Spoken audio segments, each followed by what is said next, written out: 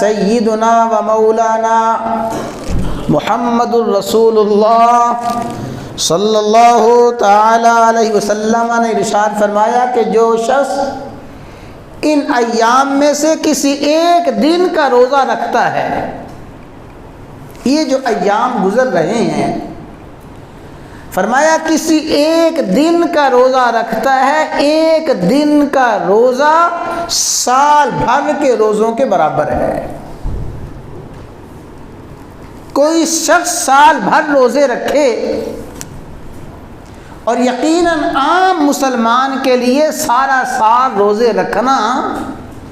انتہائی مشکل، انتہائی کٹھن ہے، لیکن فرمایا کہ ان ایام کا ایک روزہ سال بھر کے روزوں کے برابر ہے۔ اور پھر خاص کر جو آنے والا یوم عرفہ ہے، ہمارے ہاں یوم عرفہ انشاءاللہ العزیز منگل والے دن ہوگا، یعنی ذو الحجہ کی 9 تاریخ،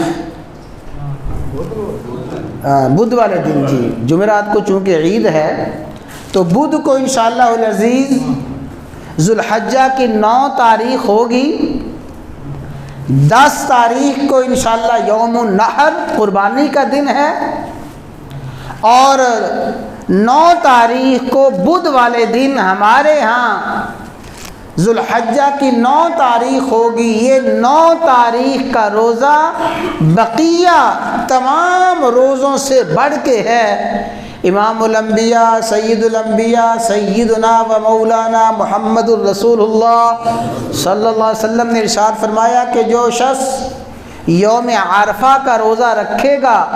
مجھے اللہ تبارک و تعالیٰ کی رحمت سے یقین ہے کہ اللہ تعالیٰ اس کے 1 سال گزشتہ گزرے اور 1 سال آئندہ کے گناہوں کو معاف فرما دیں گے۔ تو میرے بھائیوں، اللہ تعالیٰ توفیق عطا فرمائے، ان ایام میں کچھ نہ کچھ ضرور روزے رکھ کے قرب الہیہ کی کوشش کرنی چاہیے۔ سوموار کا دن ہے، سوموار کا دن ویسے ہی پورے کا پورا سال روزہ رکھنا مسنون عمل ہے۔ جمعرات کا روز گزرا، اور آنے والا جو بدھ ہے ذو الحجہ کی 9 تاریخ، تو ان ایام میں روزوں کے ساتھ ان ایام کو گزار لینا، فرمایا 1 دن کا روزہ سال بھر کے روزوں کے برابر، اور ذو الحجہ کی 9 تاریخ کا روزہ 1 سال گزشتہ اور 1 سال آئندہ کے گناہوں کا کفارہ ہے۔ خوش بخت ہیں وہ مسلمان، خوش نصیب ہیں وہ مرد و عورت جو ان ایام میں کچھ نہ کچھ روزے رکھ کے اللہ تبارک و تعالیٰ کا قرب، اللہ کی رحمت برکتیں حاصل کر لیں۔ اور فرمایا جو راتیں ہیں، راتوں کی عبادت، یہ تو ہے دن کی عبادت، اور راتوں کی عبادت کے بارے میں صحیح حدیث میں فرمایا کہ 1 رات کی عبادت وہ گویا شب قدر کی عبادت کے برابر ہے۔ وہ شب قدر جس کا تعین، یقینی تعین کسی شب میں نہیں کیا گیا، بس اتنا بتا دیا گیا کہ رمضان کے آخری عشرے کی طاق راتوں میں تلاش کرو۔ پتہ نہیں 21ویں شب ہو،